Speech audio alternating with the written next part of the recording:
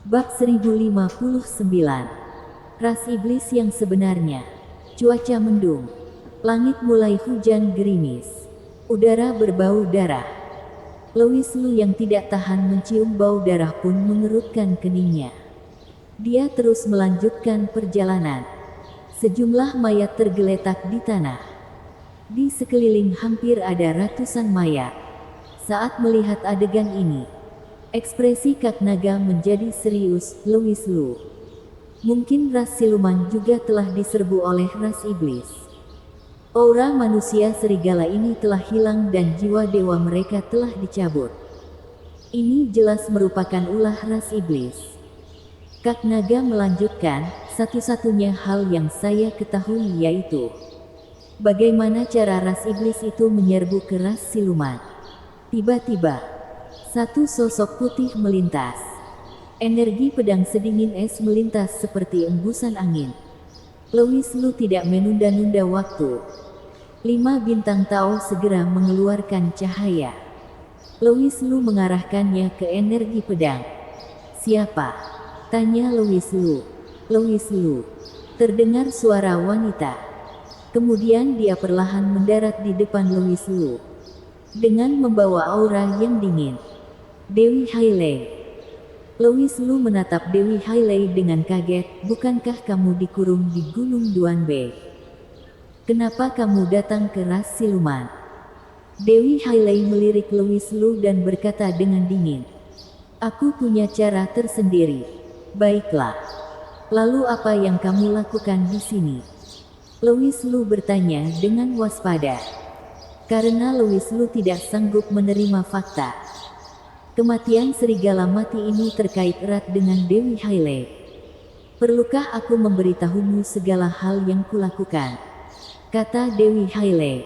Gadis kecil, kamu berasal dari dunia atas. Kak Naga tiba-tiba bertanya dengan suara beratnya. Menarik sekali. Dewi Hailey tersenyum tipis. Lalu berkata dengan dingin. Aku tidak menyangka akan bertemu naga emas bercakar 5 di sini. Hanya saja ukuranmu sangat kecil dan ramping. Apakah kamu adalah bayi naga? Dewi Hailey tidak bisa menahan tawa dan berkata, lucu sekali. Lois Lu tertegun saat melihat Dewi Hailey tersenyum. Meskipun Dewi Hailey dan Hailey Ye memiliki wajah yang mirip, namun aura dewinya yang dingin membuat Lois Lu merasakan kehadirannya seperti angin musim semi. Gadis kecil, teriak Kak Naga tidak puas, paman adalah kaisar klan naga kuno. Pernahkah kamu mendengar namaku di dunia atas? Paman dikenal sebagai naga nomor 1 di langit dan bumi, yaitu Kak Naga. Kak Naga. Dewi Hailey berpikir keras. Lalu berkata, sepertinya para tetua pernah mengatakannya. Tapi aku sudah lupa. Sepertinya kamu adalah reinkarnasi roh Dewi. Kenapa sekarang hanya tersisa rohmu? Di mana tubuhmu? Tanya Kak Naga penasaran. Lois Lu menjelaskan seluk-beluk cerita kepada Kak Naga. Kak Naga sangat terkejut. Lalu, apakah An Mo Xuan itu seorang biseksual? Dewi Hailey menutup matanya dan berkata dengan tenang, walau An Mo Xuan adalah pangeran ras iblis, tapi dia bukan keturunan ras iblis yang sebenarnya. Apa? Setelah mendengar berita itu, Lois Lu tercengang. Dewi, apa maksudmu? Dewi Hailey menjelaskan, maksudku, dia memang adalah pangeran ras iblis. Tetapi dia bukan warisan darah ras iblis yang murni. Artinya, dia hanya memiliki gelar pangeran ras iblis. Tapi bukan pangeran ras iblis asli. Pangeran ras iblis asli belum terbangun. An Mo Xuan hanyalah antek ras iblis. Bagaimana kamu tahu ini? Tanya Lois Lu. Dewi Hailey melanjutkan, ketika malapetaka mendekat, ras iblis, ras immortal, dan ras siluman akan membangunkan utusan mereka. Dan yang disebut reinkarnasi roh Dewi adalah utusan ras immortal, yaitu saya. Tercatat dalam buku ketiga utusan ini akan bangun pada waktu yang bersamaan. Jika An Mosuan benar-benar pangeran asli ras iblis, setelah dia terbangun, utusan ras siluman pasti akan terbangun dan aku pasti akan merasakan sesuatu. Tapi kamu tahu, aku bukan hanya tidak mendengar berita tentang kebangkitan utusan ras siluman, tapi aku juga tidak merasakan sesuatu. Jadi An Mosuan bukanlah pangeran ras iblis yang sesungguhnya. Jawab Dewi Hailey. Ternyata begitu. Louis Lu mengangguk, kamu datang ke ras siluman untuk mencari pangeran ras siluman. Benar. Ras iblis itu kejam dan tidak manusiawi. Semua orang dihukum dan tubuhku ditempati oleh putri ras iblis. Aku kehilangan kontak dengan dunia atas. Jadi aku hanya bisa meminta bantuan ras siluman, kata Dewi Hailey. Louis Lu mau tak mau bertanya, seperti yang kamu katakan. Jika memang demikian, lalu mengapa ras manusia? Dewi Hailey terdiam. Kak Naga pun berkata secara belak-belakan, Cih, ras immortal apaan? Biarkan aku memberitahumu mengapa tidak ada utusan yang terbangun di ras manusia. Karena ras immortal dunia atas adalah orang-orang berada di alam yang lebih tinggi. Ras immortal hanyalah sebagian manusia yang tidak berani menghadapi darah warisannya sendiri. Saya masih punya tujuan lain. Saya menemukan utusan ras iblis juga datang ke ras siluman. Meskipun saya tidak tahu apa tujuannya, tapi begitu tersangkut dengan ras iblis, hal itu tidak akan sesederhana yang dibayangkan. Kata Dewi Hailey, kemudian ada tatapan membunuh di matanya. Louis Lu, alammu meningkat begitu pesat. Baru lewat beberapa waktu saja, kamu telah mencapai alam dewa surgawi Dzogchen. Ini semua berkat saudaraku. Louis Lu tertawa. Tangan Dewi Hailey memancarkan cahaya putih. Sebuah pedang panjang muncul di tangannya. Lalu dia menghunuskannya ke arah Louis Lu. Apakah kamu yang menyedot kultivasi para ras siluman ini? Louis Lu mundur beberapa langkah dan segera menjelaskan, Dewi, kamu salah paham. Menurutmu apakah manusia biasa sepertiku bisa melakukan hal seperti ini? Entahlah. Tapi siapa lagi yang bisa melakukan ini selain kamu? Tanya Dewi Hailey. Bukankah kamu mengatakan pangeran ras iblis telah datang ke ras siluman? Louis Lu berkata, ras iblis tentu saja memiliki metode ini. Omong kosong. Perlu kau bilang. Dewi Hailey memandang Louis Lu dengan dingin, aku telah mencari ratusan mil di sekitar sini. Tapi aku belum melihat orang lain selain kamu. Jika ini ulah ras iblis, bisakah mereka lolos dari mataku? Dewi Hailey berkata dengan sedikit marah, ras immortal memiliki metode rahasia khusus dalam menghadapi ras iblis. Begitu ras iblis muncul, aku pasti akan menemukannya. Louis Lu dibuat terdiam oleh perkataan Dewi Hailey dan sulit menjelaskan. Dia pun bertanya, jadi bagaimana baru bisa membuat Dewi percaya padaku? Dewi Hailey berpikir sejenak, menatap Louis Lu lalu berkata, begini saja. Mulai sekarang, aku akan selalu mendampingimu. Kalau masih ada korban ras Silulagiman, aku pun percaya itu bukan ulahmu. Tentu saja aku akan menangkap orang itu. Selain itu, aku juga bisa mengawasimu. Louis Lu menghela nafas lega dan berkata kepada Dewi Hailey, baiklah. Setelah itu, Louis Lu mengganti topik pembicaraan dan bertanya, kamu mengatakan, di buku tercatat 3 suku utama akan terbangun pada saat yang sama. Apakah kamu punya bukti? Tentu saja. Dewi Hailey melambaikan tangannya. Sebuah buku kuno yang indah muncul di tangannya. Bersambung.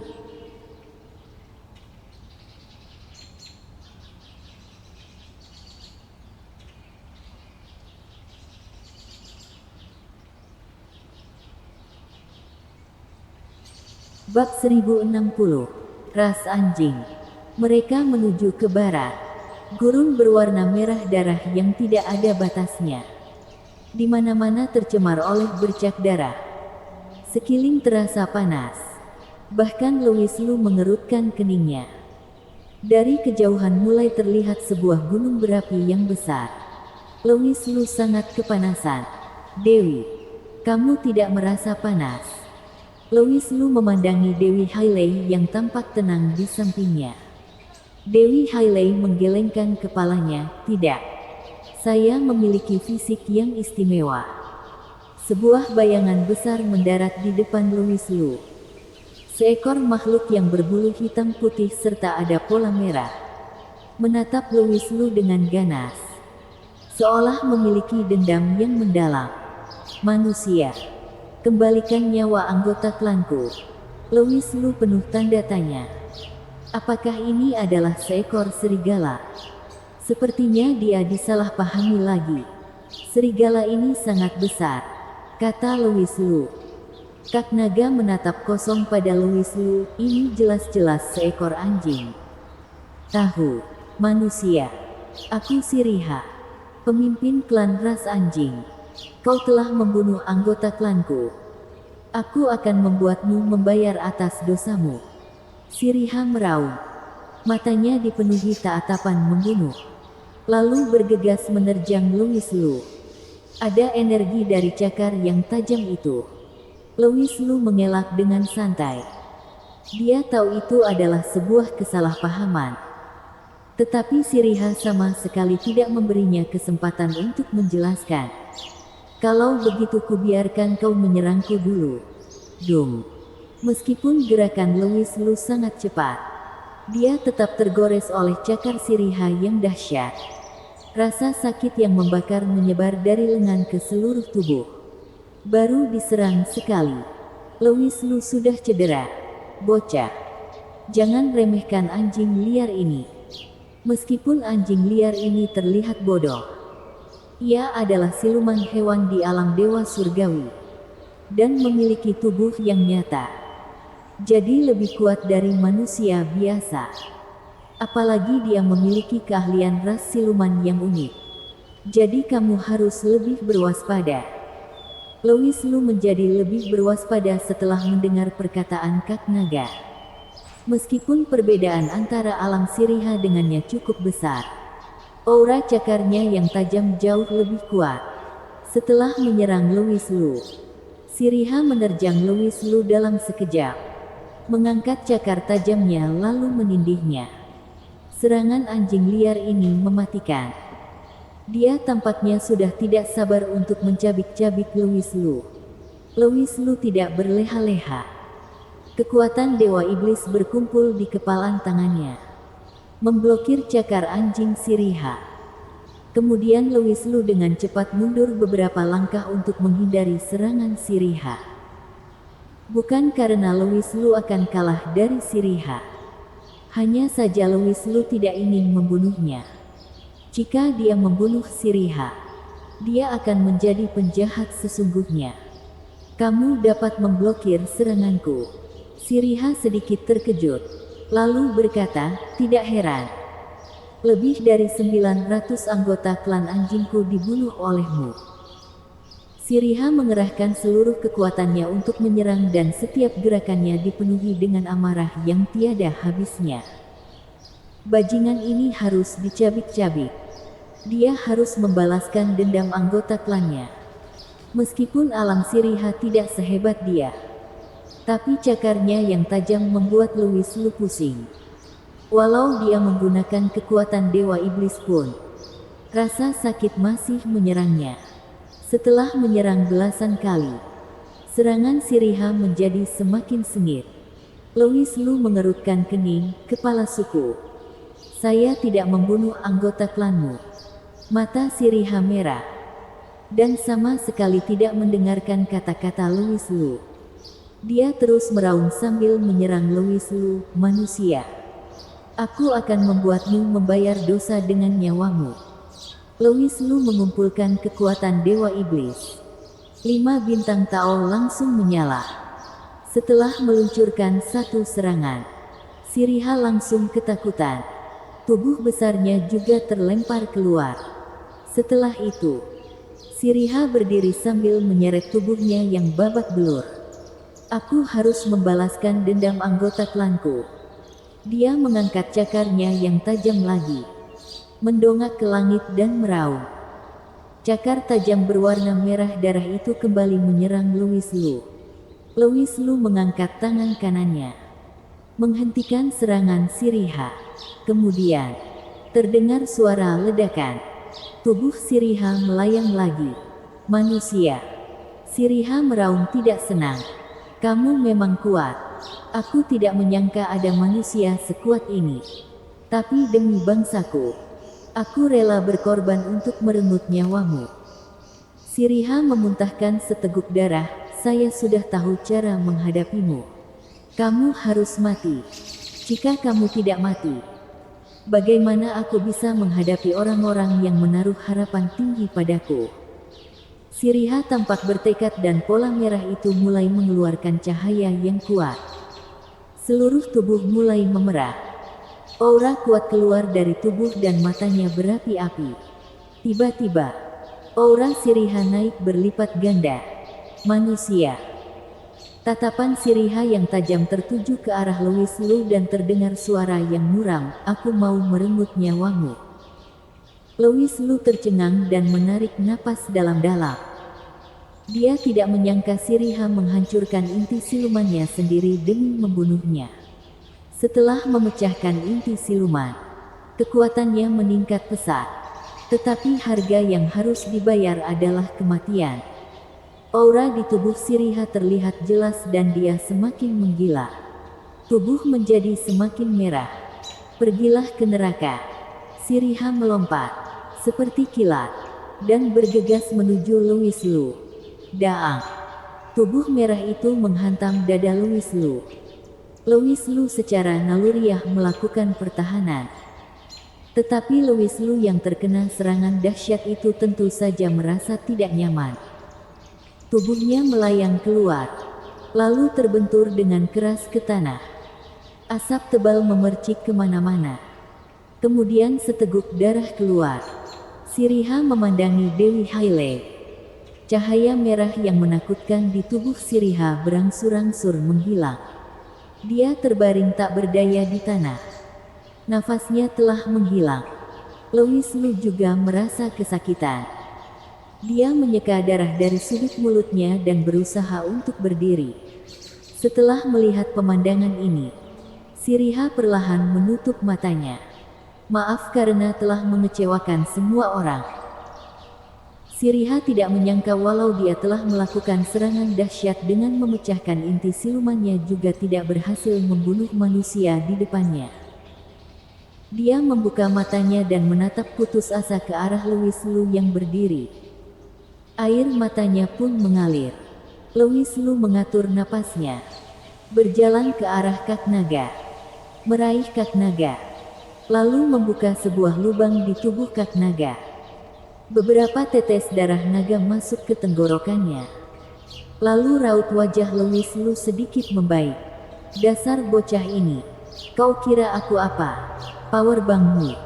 Louis Lu mengerutkan kening dan tidak menjawab kak naga. Setelah itu, dia meraih kak naga, berjalan ke arah Siriha, lalu memeras beberapa tetes darah naga untuk Siriha. Brengsek, darah nagaku sangat berharga. Kamu benar-benar berpikir barang ini tidak berharga. Dewi Hailey mendengus saat melihat adegan ini. Berkata dengan remeh, itu hanya seekor anjing liar. Tinggal dibunuh saja. Entah apa yang kamu pikirkan. Lihatlah betapa menyedihkan dirimu. Louis Lu melirik Dewi Hailey dengan ekspresi serius. Tapi tatapan matanya tampak sedih. Aku berjanji pada seorang teman. Semua makhluk itu sama dan sederajat. Bersambung.